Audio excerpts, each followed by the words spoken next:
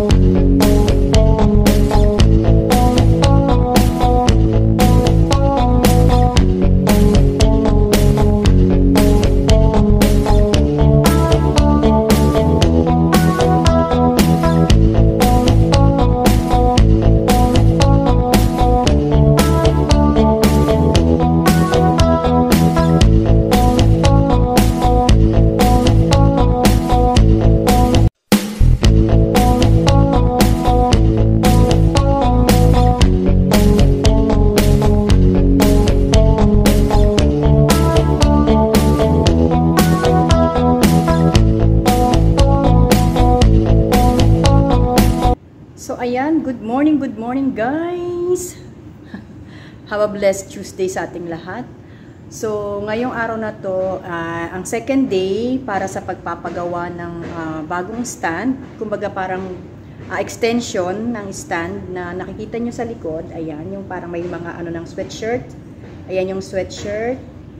Ayan yung sa taas niyan, yun yung parang binugtong nila na bars. Parang pinaka-extension kasi para sa panibagong space para sa darating na aming bagong shipment, mga items. Kaya ayun guys, so ito ang aming second day, Tuesday. So nandun sila sa labas, doon sila gumagawa ngayon dahil masyadong, hindi naman talagang delikado, medyo delikado dito sa loob dahil maraming masyadong madumi, tapos parang may mga nag-spark para sa bakal. So, hindi pwede talaga dito sa loob. Kaya nandun sila sa labas. Kaya kung gusto nyo guys, tara na! Samahan nyo ako. Have a nice day!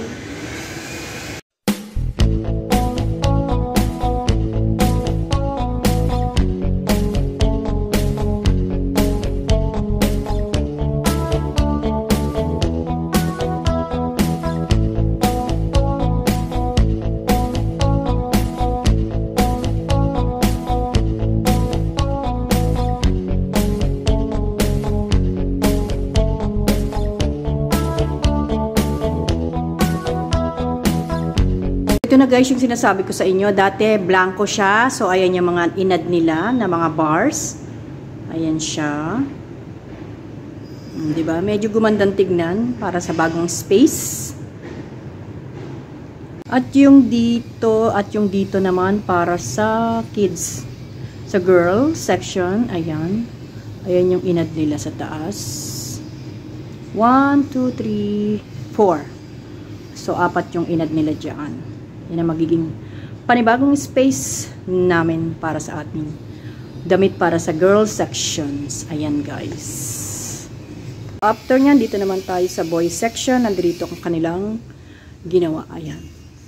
So, pinapakita ko na rin para makita na rin nila ng aking mga amo kung ano yung itsura at resulta. Dahil alam kong nanonood siya, lalo na ang aming operation manager na si Ate Meisha. Wow, Ate Meisha. Ayan, guys. Kasama na rito ang isang stand din para sa boys. Ayan. So, 1, 2, 3, 4. 4 din yung inad na dyan. At yung kahapon na sinabi ko, ito, 1, 2, 3. At sana magkasya ang mga hanger dyan. Sana magkasya. Kung magdikit-dikit sila, bahala na. Gagawa na naman tayo ng panibagong diskarte para sa pagdi-display. So, ngayong araw, ang plano namin is mag-uusap kami ng bagong staff para sa kakanvas ng hanger. Kasi titingnan namin kung gaano kalaki. Ayan, dyan. So, sana for today's video, sana mag-canvas na rin siya. Ayan. Yan po siya, guys. So, yung susunod na gagawin is yung sa stand naman para sa mga underwear. Ayan, dito yan ilalagay dyan. So, ang magiging itsura noon is parang yung ganito. Ganito katulad ng stand ng bags. Ayan, ganyan na ganyan siya. So, ganyan na magiging itsura niya. Pero, mas maliit dyan. Mas maliit ng konti dito sa stand na ito. So, ayan guys. Tingnan natin ulit kung ano magiging resulta. Papakita ko ulit sa inyo mamaya. Thank you! Ayan na guys, natapos na finally. Ayan, napinturahan na siya yung ibang stand na malalaki. Then, ipapasok na po yan sa loob. After nyan is siguro mga ilang how many days is maghihintay kami para sa magpanibagong shipment. Diyan namin ilalagay. Ayan na siya. So, guys, thank you so much sa inyong lahat. Salamat sa pag-support. I love you all. I love you all. Thank Mokya. God bless po sa ating lahat. Bye guys! Kami ang Team Mokya, community na gamer, supporter din ng kapwa YouTuber.